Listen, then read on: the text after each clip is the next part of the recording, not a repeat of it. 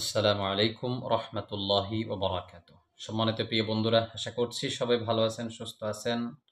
আমিও আলহামদুলিল্লাহ আপনাদের দোয়া ও ভালোবাসায় ভালো আছি, সুস্থ আছি, শুকরিয়া আদায় করছি আলহামদুলিল্লাহ। প্রতিনিয়ত প্রতিদিনের মতো আপনারা দেখছেন আমার ইউটিউব চ্যানেল মুনতাসির টিভি, এবং যারা আমার এই ভিডিওটি আমার ফেসবুক পেজ নিত্য নতুন জিন জাদুর আপডেট চিকিৎসা এই পেজ থেকে যারা দেখছেন, সবাইকে আমার আন্তরিক মোবারকবাদ, ভালোবাসা এবং শুভকামনা। তো আমরা আজকে খুবই সুন্দর একটি ভিডিও নিয়ে এসেছি।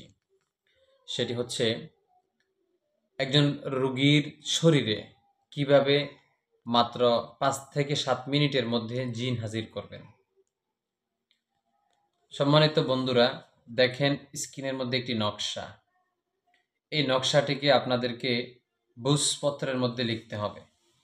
এই বুঝপত্রের মধ্যে নকশাটি লিখে এর নিচে আপনাকে লিখতে হবে দোহাই নবীর, দোহাই আলীর, দোহাই ফাতেমার, দোহাই মা আয়েশার। এই লেখাটা লিখে এর নিচে লিখে দিবেন লা ইলাহা ইল্লার রব, রাস্তে মৌজুদা খোদা আস্ত, লা ইলাহা ইল্লার রব। একবার লিখে দিবেন, আমি আবার বলছি, রাস্তে মৌজুদা খোদা আস্ত, লা ইলাহা ইল্লার রব। এই নকশার নিচে এটা লিখে দিবেন। এটা লেখার পরে আপনি যেই কোনো রুগীর শরীরে যখন জিন হাজির করাতে চাইবেন, তখন তার ডান হাতের ঠিক এই জায়গার মধ্যে, ডান হাতের এই জায়গার মধ্যে আপনি তাবিজটা দিয়ে এভাবে মুঠ করে নেবেন। ওকে বলবেন যে তোমার হাত মুঠ করো, তোমার হাতের মুঠ বন্ধ করো, এভাবে হাত বন্ধ করো।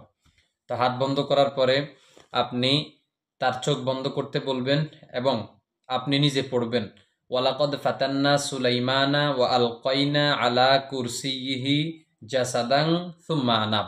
আবার বলছি, ওয়ালাকদ ফাতান্না সুলাইমানা ওয়া আলকাইনা আলা কুরসিয়িহি জাসাদান সুম্মা আনাব।